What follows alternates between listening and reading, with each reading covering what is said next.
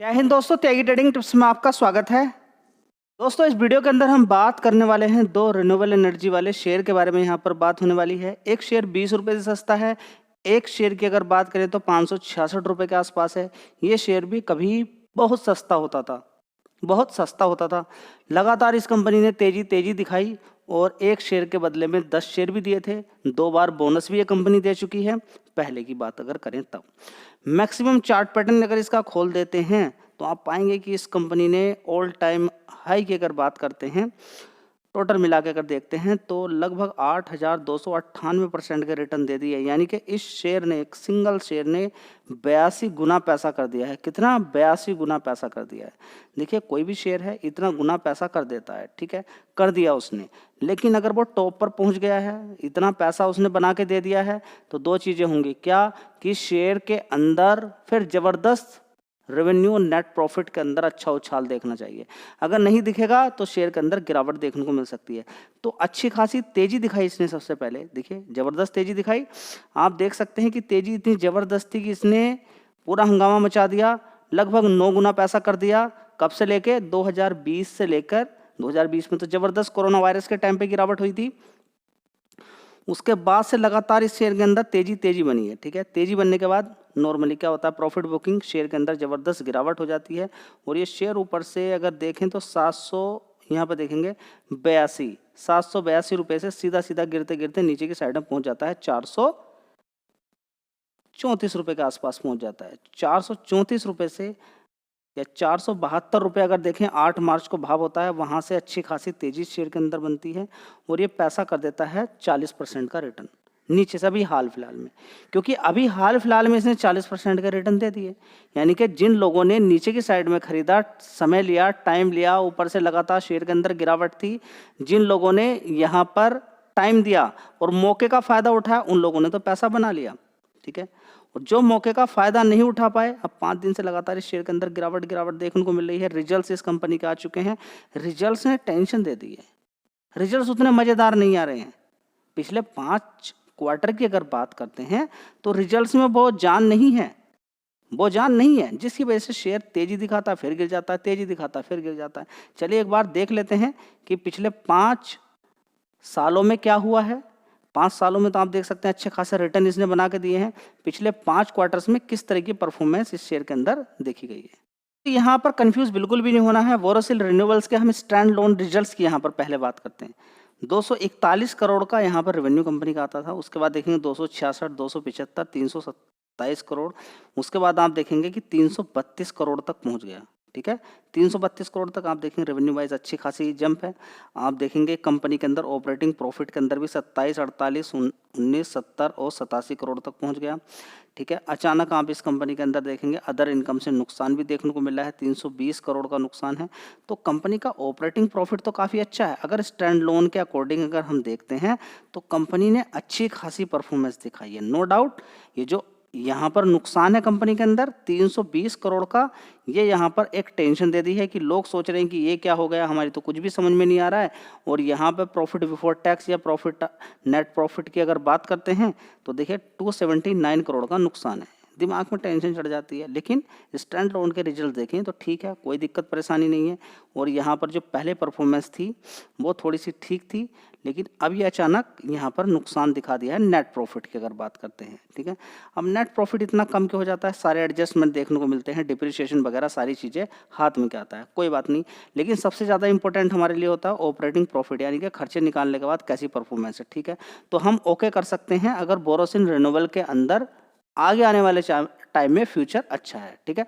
लेकिन शेयर ने ऑलरेडी तेजी बना दी है। अभी ऐसा नहीं कि शेयर अभी काम कर रहा है, आगे तो और भी डिमांड इस शेयर की हो सकती है। क्या क्या यहाँ पर चीज़ें आएंगी आने वाले टाइम में, वो भी आपको समझना है। चलिए एक बार देख लेते हैं इस कंपनी के, अगर देखने की कोशिश करते हैं कंसोलिडेटेड रिजल्ट्स, उसमें आपको पता चलेगा कि ग्लोबली जो कंपनी काम करती है बढ़िया रेवेन्यू कमाती है।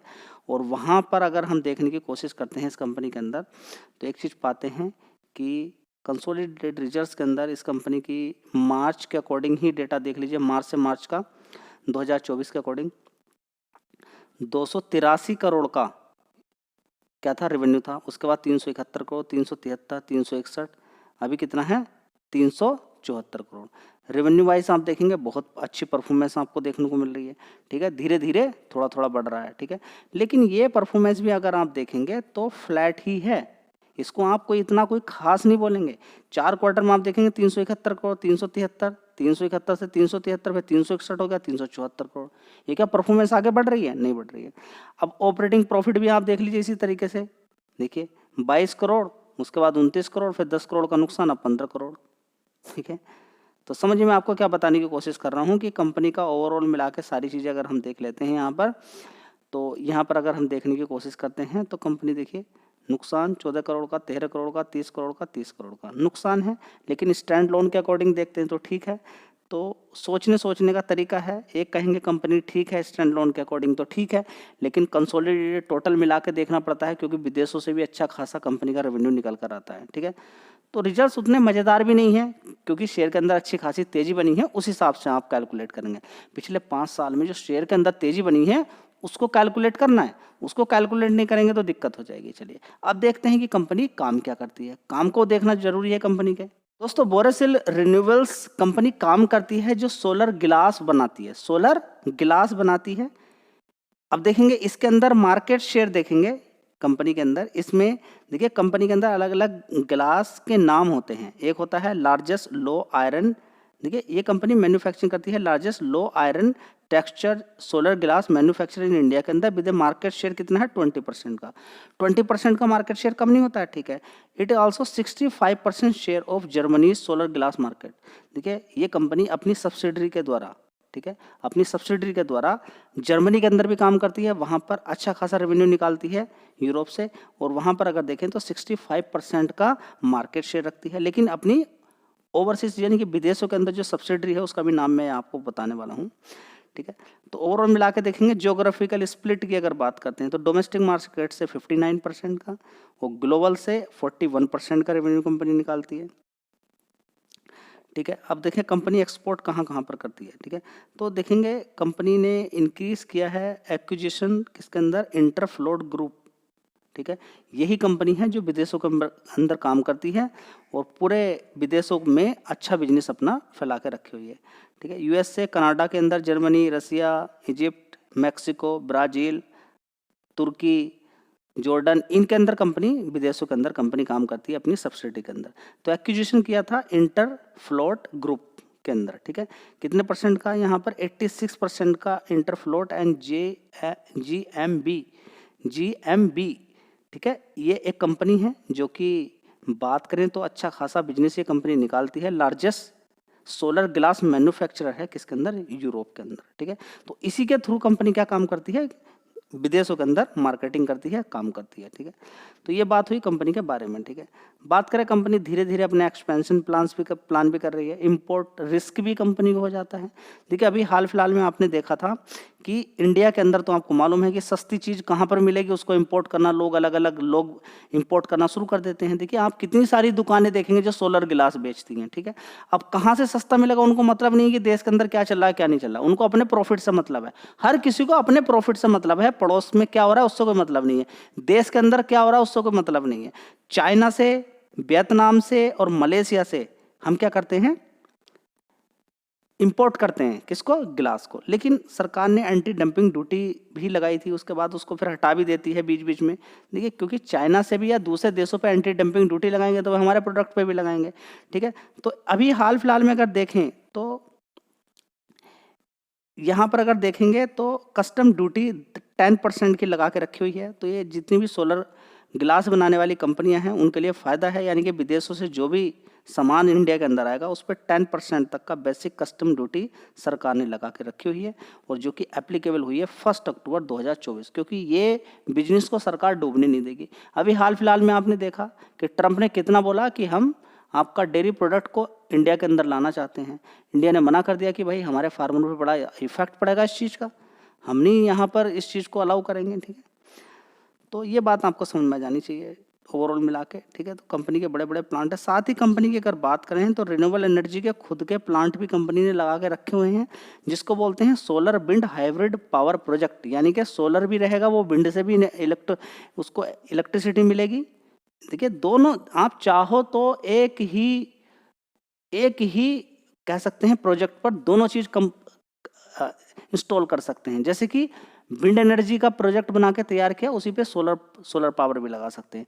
तो उसको दोनों बना के, उससे क्या होगा कि इससे फ़ायदा ये होगा, कंपनी का जो काम काज चलता है उसमें इलेक्ट्रिसिटी की रिक्वायरमेंट पड़ती है, तो 27% की एनर्जी वहीं से कंपनी को मिल जाती है। और कंपनी आगे भी बोल रही है कि हम एक बड़ा प्लांट और इसी तरह का बनाने वाले हैं, ठीक है। तो ये इसके बारे में आपको जानकारी होनी चाहिए। कंपनी के फ्यूचर प्लान के बारे में भी आपको जानकारी होनी चाहिए, ठीक है। खरीदना नहीं खरीदना वो एक अलग बात है, लेकिन कंपनी के बारे में आपको जानकारी होनी चाहिए। तेजी बन चुकी है, हो सकता है 2 साल के बाद गिरावट मिल जाए, 1 साल के बाद गिरावट मिल जाए, कोई और खबर देखने को मिल जाए, अच्छा रेवेन्यू और दिखाना शुरू कर दे कंपनी, कुछ भी हो सकता है आने वाले टाइम में, ठीक है। तो कंपनी न्यू सेगमेंट के अंदर जाने वाली है, जैसे कि बात करें ग्लास एंड ग्रीन हाउस, ठीक है। इसके अलावा बिल्डिंग इंटीग्रेटेड फोटोवोल्टिक जो ग्लास होते हैं उसके अंदर भी कंपनी अपने आप को बढ़ाने के बारे में सोच रही है। साथ ही कंपनी अपना बिजनेस आगे भी बढ़ा रही है, कहाँ पर, अमेरिका के अंदर। तो ओवरऑल मिला के कंपनी अभी थोड़ा स्टेबलाइज होने की कोशिश कर रही है, मार्जिन अच्छा दिखा रही है। कब तक कि जब तक कि चाइनीज़, वियतनाम या दूसरे देश कोई किसी तरह का बड़ा एक्शन नहीं लेते हैं गिलास के रिगार्डिंग, ठीक है। अगर इस तरह का एक्शन देखने को मिलता है और या फिर सस्ते दाम पर इंडिया के अंदर मार्केटिंग के अंदर डंप किया जाता है प्रोडक्ट को, तो फिर इस कंपनी पर असर देखने को मिल सकता है। देखिए, रिकमेंडेशन कुछ नहीं है, एक इन्फॉर्मेशन आपको शेयर की जा रही है। ये रखा ओराइंट ग्रीन पावर, ठीक है। इस कंपनी की अगर बात करते हैं, 13 रुपये का भाव है। कुछ समय पहले शेयर के अंदर ज़बरदस्त तेज़ी बनी थी, आप देख सकते हैं। 1 साल का चार्ट पैटर्न आप देखिए, लगातार गिरावट ही है। फिलहाल तो देखिए 40% की गिरावट इस शेयर के अंदर हो गई है। कितनी? 40% से भी ज़्यादा की गिरावट यहाँ पर देखने को मिल रही है, ठीक है। और अगर बात करते हैं थोड़ा सा पहले चले जाएँ, तो देखिए कितनी ज़बरदस्त इस शेयर के अंदर तेज़ी बनी थी। यहाँ पर आप देख सकते हैं कि ये शेयर कितना का था, 8 रुपये का। 8 रुपये से तेज़ी बनते शेयर कितना पहुँच गया, 29 रुपये। और यहाँ पर अगर थोड़ा सा देखते हैं तो कभी ये 1 रुपये का शेयर था, ठीक है। तो 1 रुपये से सीधी कितनी तेज़ी दिखाई इस शेयर ने, देखिए 21 रुपये पहुँच गया। 1 रुपये से 2 रुपये मान के चल सकते हैं, 21 रुपये पहुँच गया तब भी, या फिर आप मान लीजिए 20 रुपये। 2 रुपये से 20 रुपये 10 गुना पैसा कर दिया। फिर नीचे की साइड में इसके अंदर ज़बरदस्त गिरावट होती है, फिर ज़बरदस्त तेज़ी बन जाती है। मतलब कि इसके अंदर आपको इंतजार करना पड़ेगा बड़ी गिरावट का, और बड़ी गिरावट के बाद बड़ी तेज़ी का भी आपको इंतजार करना पड़ेगा, ठीक है। और जब ज़बरदस्त तेज़ी बनेगी उसके बाद आपको लेकर ही निकलना पड़ेगा यहाँ से, क्योंकि मार्केट कैप 1500 करोड़ का मार्केट कैप है। वो ये भी छोटी कंपनी है, वो भी छोटी कंपनी है, उसका भी मार्केट कैप कोई खास नहीं है, ठीक है। तो ओराइंट ग्रीन पावर की अगर बात करते हैं तो इस कंपनी के बारे में भी देख लेते हैं, क्या चीज़ें अच्छी देखने को मिल रही है, क्या खराब है यहाँ पर।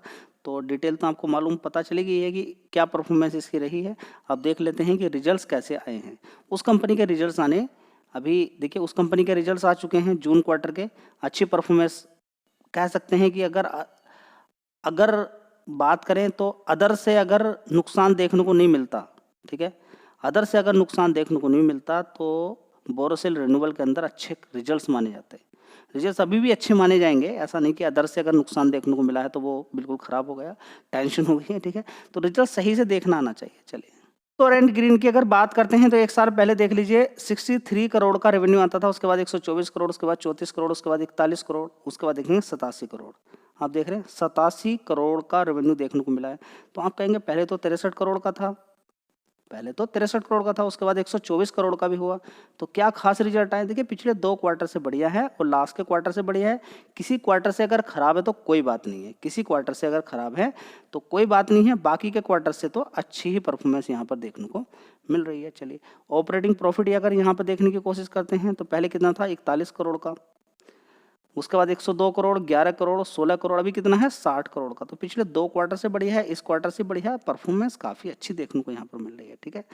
तो अभी यहाँ पर हम डायरेक्टली चलते हैं, सारी चीज़ें यहाँ पर कट। देखिए ऑपरेटिंग प्रॉफिट बढ़िया आ गया, मतलब रिजल्ट ठीक है। आगे बहुत सारी चीज़ें रहती हैं, अदर इनकम से उलट फेर देखने को मिल सकती है, जैसे कि बोरोसिल के अंदर देखने को मिला। उसके बाद ब्याज के अंदर उछल कूद देखने को मिल सकती है, डिप्रिसिएशन के अंदर उछल कूद देखने को मिल सकती है। प्रॉफिट बिफोर टैक्स कुछ और होता है, टैक्स कभी कभी रिवर्स हो जाता है, कभी ज़्यादा लग जाता है, ठीक है, तो उसका भी असर देखने को मिल जाता है, ठीक है। तो फिलहाल यहाँ पर प्रॉफिट बिफोर टैक्स भी प्लस के अंदर ही है, 29 करोड़। पहले देखिए नुकसान था, ठीक है। तो 2 क्वार्टर से जो बड़ी टेंशन दी हुई थी इस शेयर ने, वो टेंशन लोगों की थोड़ी सी दूर हुई है बस, ठीक है।